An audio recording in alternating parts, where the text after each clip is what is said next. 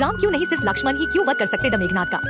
ऋषि अगस्त्य से लक्ष्मण की प्रशंसा सुनकर राम प्रसन्न तो बहुत हुए, लेकिन उन्हें आश्चर्य भी हुआ कि ऐसी क्या बात थी कि मेघनाद को केवल लक्ष्मण ही मार सकते थे।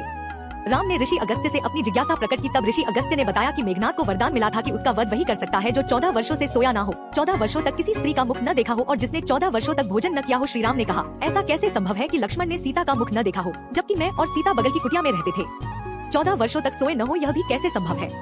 फिर 14 वर्षों तक मैं नियमित रूप से लक्ष्मण को भोजन के लिए फल फूल देता था। ऋषि अगस्त्य ने कहा कि क्यों न लक्ष्मण से ही यह पूछ लिया जाए। लक्ष्मण ने बताया कि मैंने कभी सीता जी के चरणों के ऊपर देखा ही नहीं, इसीलिए मैं उनके आभूषणों को पहचान नहीं सका था। लक्ष्मण ने कहा कि जब आप फल फूल देते थे तो कहते थे कि लक्ष्मण फल रख लो, आपने कभी खाने को कहा ही नहीं। फिर आपकी आज्ञा के बिना मैं कैसे खाता। 14 वर्षों तक नहीं सोने के बारे में लक्ष्मण ने कहा कि आप और सीता माता एक कुटिया में सोते थे, मैं बाहर धनुष पर बाण चढ़ाए रक्षा में खड़ा रहता था। लक्ष्मण ने कहा कि वनवास की पहली रात को ही जब राम और सीता माता सो रहे थे तो निद्रा देवी आई। लक्ष्मण ने निद्रा देवी से प्रार्थना की उन्हें ऐसा वरदान दे कि पूरे वनवास के दौरान उन्हें नींद न आए, ताकि वह अपने प्रिय भाई और भाभी की रक्षा कर सके।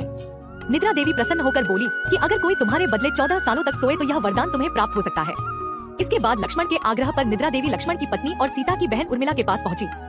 उर्मिला ने लक्ष्मण के बदले पूरे वनवास के दौरान सोना स्वीकार कर लिया और वह 14 वर्षों तक सोती रही। लक्ष्मण ने श्री राम से कहा कि मैंने गुरु विश्वामित्र से एक अतिरिक्त विद्या का ज्ञान लिया था, इसके जरिए कोई भी व्यक्ति बिना अन्न ग्रहण किए जीवित रह सकता है।